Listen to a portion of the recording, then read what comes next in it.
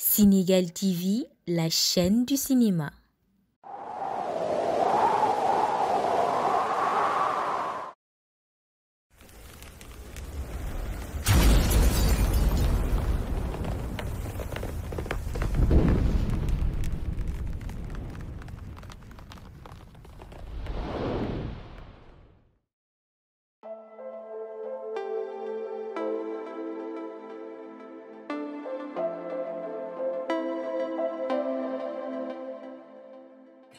J'ai Dijigo, j'ai 31 ans, je suis réalisateur et producteur. C'est un film sur Omar Diop Blondin que j'ai réalisé. Ça fait 4 ans que je réalise le film. C'est une enquête sur les conditions de sa mort et une présentation sur sa vie, sur ses combats, sur son idéologie. C'est mon premier long métrage, oui. Non, c'était pas facile parce que il n'existe pas beaucoup d'archives sur ce personnage-là. Après, il a fallu chercher et pour les archives qu'on n'a pas pu trouver, nous avons trouvé d'autres procédés pour les faire, d'autres procédés artistiques, c'est-à-dire la reconstitution par des dessins, des animations, etc. Nous avons eu acheté des vidéos à l'INA, l'Institut national d'archives, mais de France. Parce qu'ici, on n'a pas pu trouver d'archives, à part des archives sous forme de texte, des articles de l'époque du journal Le Soleil que nous avons utilisé. Voilà. Ça n'a pas été facile. Je crois qu'en tant que cinéaste, aucun film n'est facile.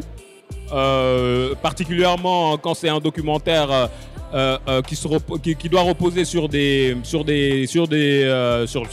documents probants, parce que c'est une enquête. Et il y a des postulats derrière. Il y a une version officielle qui dit que c'était un suicide. Nous, on prouve dans ce documentaire que ce n'était pas un suicide, que c'était un homicide. Donc voilà, c'était pas facile, mais on a relevé les défis et bon, j'ose espérer qu'on l'a réussi. La seule... Alors, comment je peux dire Alors, je ne sais pas si la francophonie peut être considérée comme une autorité. En tout cas, c'est la seule organisation qui m'a aidé financièrement parlant. Pour ce qui est des autorités locales, cette avant-première a été organisée avec l'aide de la direction de la cinématographie, mais la production du documentaire a été faite sous fonds propres et avec l'aide finalement de l'Union européenne à travers les fonds ACP et de la francophonie. Les retours sont très positifs parce que c'est un sujet sensible. Et les gens sont contents que les jeunes de ce pays s'accaparent enfin de ce genre de sujet-là. Après, tout le monde ne peut pas être positif. Il y a peut-être des retours négatifs, je ne sais pas. Mais moi, en tout cas, tous les gens qui sont venus me parler ont été très positifs. C'est dur.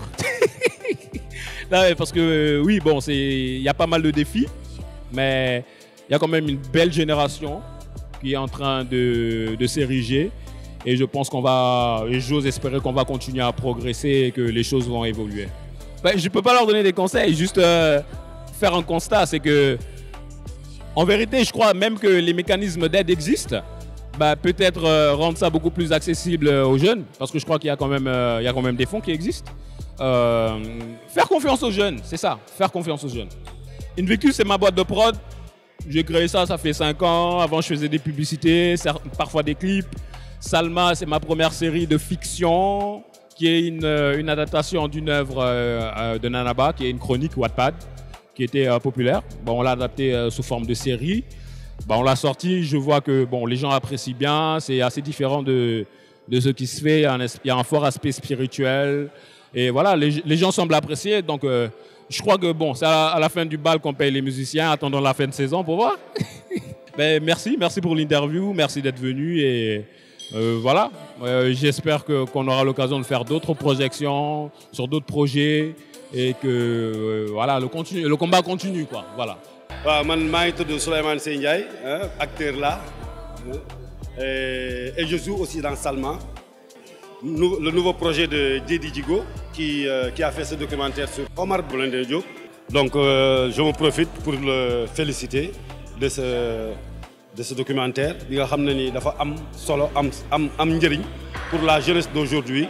Nous savons l'histoire yu mel nii et c'était vraiment un très grand plaisir xam lu bëri ci histoire am xam ni mu bëggee woon réew mi ak ni mu bëggee woon Afrique ak combat bi nga xam ne ni tey ñëpp la war waaw war na bépp sénégalais et c'est dommage ni mu mujjee mais voilà on est là toujours son histoire demeure voilà à vie waaw réussir na mission am voilà mais mission bi xam nga dafa yaatu ku nekk dafa war a ñëw andi benn pièce am ci puzzle bi donc moom pour le moment bravo réussir na ko quoi parce que gis nga salle bi nu mu feesee woon et gis nga ni tamit ñi fi nekkoon aussi affaire bi touché na leen te ku nekk jàngat nga ci quelque chose de plus sur Omar Blondin Diop waaw yàlla na ko yàlla xaare àjjana yërëm te yéexee ñu waaw sàmm njaboot gi mu fi bàyyi ginnaaw waaw xam nga am na dañoo toll jamono joo xam ne xaaratuñ kenn parce que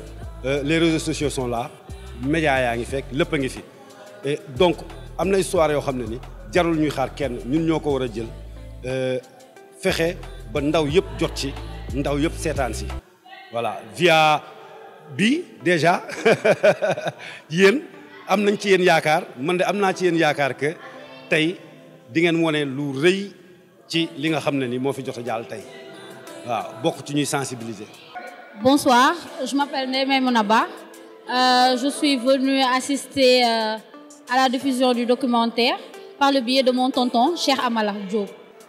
Franchement, j'ai un peu raté le début, mais sinon j'ai bien aimé. Parce que le côté témoignage, le côté historique, et j'ai pas été présente lors des faits, mais j'ai su m'y intégrer, comme si j'y étais en fait. J'ai trop aimé. Pour un public comme moi et pour un public comme les gens qui étaient ici, je pense que ça va les intéresser.